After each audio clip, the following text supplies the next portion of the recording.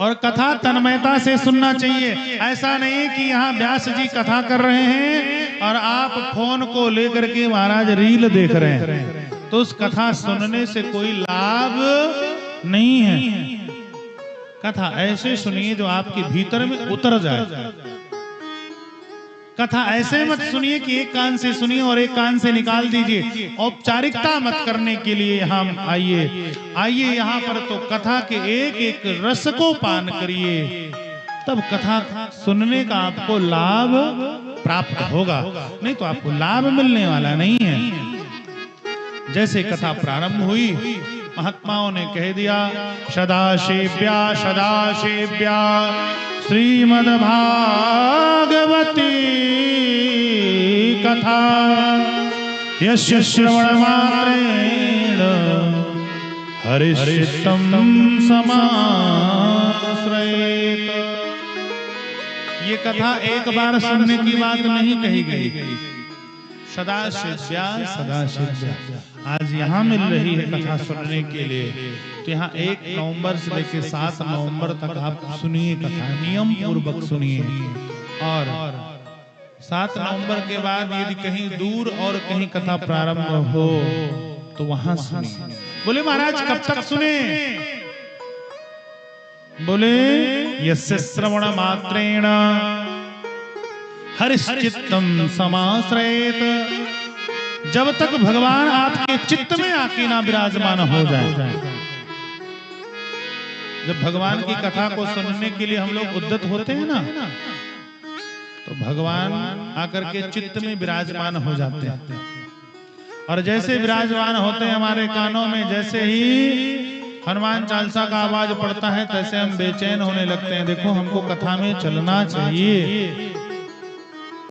हरिश्चित्तं समाश्रयेत, तब तक भगवान की कथा को सुनो जब तक भगवान, यहाँ तक कह लिया जाए भैया, जब तक भगवान स्वयं विमान लेकर के ना आ जाए तब तक भगवान की कथा सुनो। जहां भी समय मिले, जैसे भी समय मिले, भगवान की कथा को सुनते रहो। अच्छा आप सब बताइए, यदि 7, ध्यान से सुनिए इधर, आप सब बताइए यदि 7 नवंबर को भगवान अपना विमान लेकर के पार्षदों के साथ आ जाएं, तो कितना लोग जाना चाहेंगे? हाथ उठाइए। आप लोग कम हाथ उठा रहे हैं।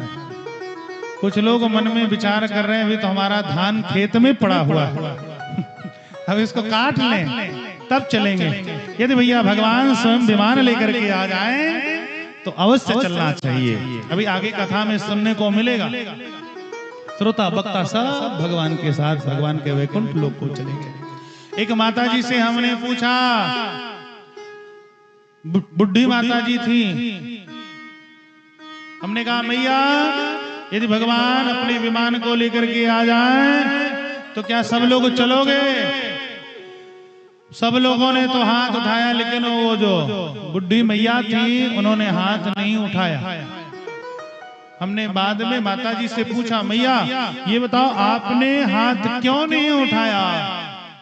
माता जी ने कहा, सुनो महाराज जी, जिस स्वर्ग की बात आप कर रहे थे ना, जब ये सब चले जाएंगे तो यही ही स्वर्ग बन जाएगा, ये हमारा गांव ही स्वर्ग बन जाएगा। ये लोग थे तब दिक्कत थी, इसलिए हमने हाथ नहीं उठाया। कहने का भाव ये है भैया कि तब तक भगवान की कथा को सुनिए जब तक भगवान का विमान। कथा प्रारंभ हुई और उसी कथा के मध्य में भक्ति मैया अपने ज्ञान वैराग्य के साथ में प्रकट हो गई। भक्ति सुतो तो तरुणी गृहीत्वा प्रेमैक रूपा सहसाभिरासीत् श्री कृष्ण गोविंद हरे मुरारे नाथेति नामानि मुहुर्वदन्ति। भक्ति मैया ने सनकादियों से प्रश्न कर दिया, भैया सबके बैठने के लिए आपने स्थान बनाया, हमारे बैठने के लिए कौन सा स्थान है? सनकादियों ने कहा, देखो जितने भी भक्त बैठे हुए उनके हृदय में भक्ति मैया आप जाकर के विराजमान हो जाओ। भक्ति मैया जितने भी भक्त बैठे हुए थे उनके हृदय में जाकर के विराजमान हो गए। सूत जी कहते हैं सौनकादि ऋषियों त्रिभुवन में वही धन्य है जिसके हृदय भवन में भक्ति मैया विराजमान है। भवन बहुत अच्छा हो, मकान बहुत अच्छा हो, कमरा बहुत अच्छा हो और यदि स्वच्छ हो तो उसमें कौन नहीं जाना चाहेगा? बताइए। घर बहुत अच्छा हो और स्वच्छ हो तो आप किसी को बुलाएंगे?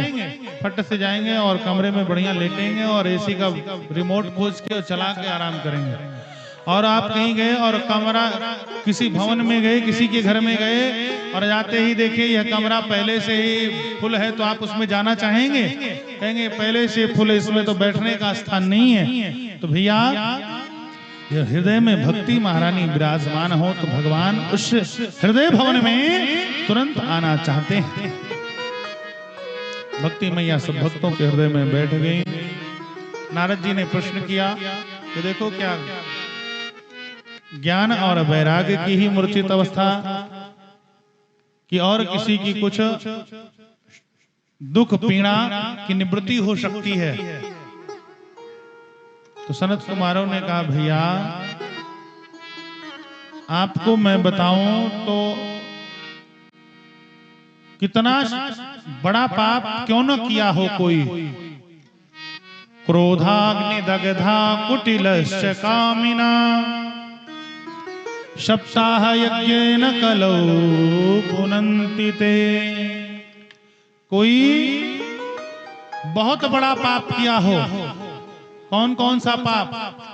कोई जीवन पर्यंत कभी भजन न किया, क्रोध की अग्नि में जीवन पर्यंत हर समय क्रोध ही करता रहता हो। कोई कुटिल कार्य किया हो, पापाचार, अनाचार, दुष्टाचार, व्यभिचार, यदि ऐसे कर्म को किया हो और करने के बाद यदि उस मृत्यु गति को प्राप्त हो गया हो और यहाँ तक मैं कहूँ कि मरने के बाद यदि वह प्रेत बन गया हो और ऐसे प्रेत योनि में पड़ा हुआ व्यक्ति भी यदि श्रीमद् भागवत कथा संहिता को सुने तो उसका भी कल्याण हो सकता है। नारद जी ने कहा कोई ऐसा इतिहास है, कोई दृष्टांत है तो जरा मुझे भी बताइए। अत्यते कीर्तयिष्यामि इतिहासं पुरातनम् यस्य श्रवणमात्रेण पापहानि प्रजायते। एक इतिहास सुनाने के लिए जा रहा हूं नारद जी महाराज। सूत जी कहते हैं सौनकादि ऋषियों जरा ध्यान से सुनना। जिस इतिहास को सुनाने के लिए जा रहा हूं इस इतिहास को ध्यान से श्रवण करना।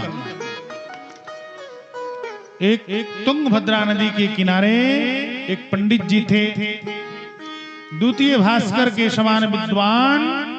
उनका नाम क्या था जानते हैं? आत्मदेव शर्मा था और उनकी पत्नी का नाम था धुदली देवी। पंडित जी महाराज बड़े ज्ञानी, बड़े धार्मिक और बड़े भजनानंदी थे। प्राय देखने को मिलता है जब पति भजन करता है तो पत्नी भजन नहीं करती, ऐसा देखने को मिलता है कि नहीं मिलता है? और यदि पत्नी भजन करती है महाराज तो पति देवता भजन नहीं करते हैं। देखो जीवन में सबको भजन करना चाहिए। और हम लोग जब कथा में जाते हैं ना तो बच्चे को लेकर के नहीं जाते हैं। जब भी कथा में जाइए तो बच्चे को लेकर के अवश्य जाइए। आपका बच्चा भी धार्मिक बने।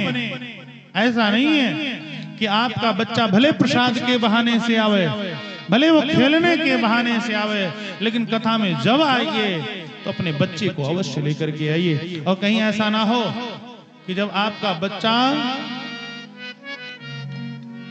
एकदम धर्म को ना माने तब आप लेकर के आएंगे भैया, तब वो मानने वाला नहीं है। इस वजह से जब कथा में आइए तो अपने बच्चे को लेकर के अवश्य आइए। दुदली देवी कैसी हैं? लोक वार्ता क्रूरा प्रयासो बहुजल्पिका शूरा च गृह तृक्तेषु कृपणा कलह प्रिया, लोक वार्ता क्रूरा। दुदली देवी भयंकर झगड़ालू हैं। कैसी हैं दुदली देवी? भयंकर झगड़ालू हैं महाराज। कैसे झगड़ा होगा इसके लिए हरदम प्रयत्नशील रहती हैं ये दुदली देवी। प्रयासो बहुजल्पिका, आपस में झगड़ा करना, कराना, लड़ना, लड़ना, ये दुदली देवी का काम है। शूरा चागृह कृत्येषु, अपने गृह के कार्य करने में बड़ी निपुण है। और कृपण कलह प्रिया, दुदली देवी को कलह बहुत प्रिय है। आज समाज में तमाम दुदली देवी घूम रही हैं। वो यही मन में विचार करके घूम रही हैं कि ये लोग सुख की रोटी तोड़ रहे हैं, इनके घर में कौन सा ऐसा मंत्र जाकर के मैं फूंक दूं, ये लोग जो सुख की रोटी खा रहे हैं, ये लोग सुख की रोटी खाना बंद कर दें। ये दुदली का कार्य है। आत्मदेव शर्मा जी महाराज बड़े भजनानंदी हैं, भगवान का भजन करते हैं। एक दिन मन में विचार आया, देखो घर में सारी व्यवस्थाएं हैं, सब कुछ है, लेकिन एक पुत्र नहीं है।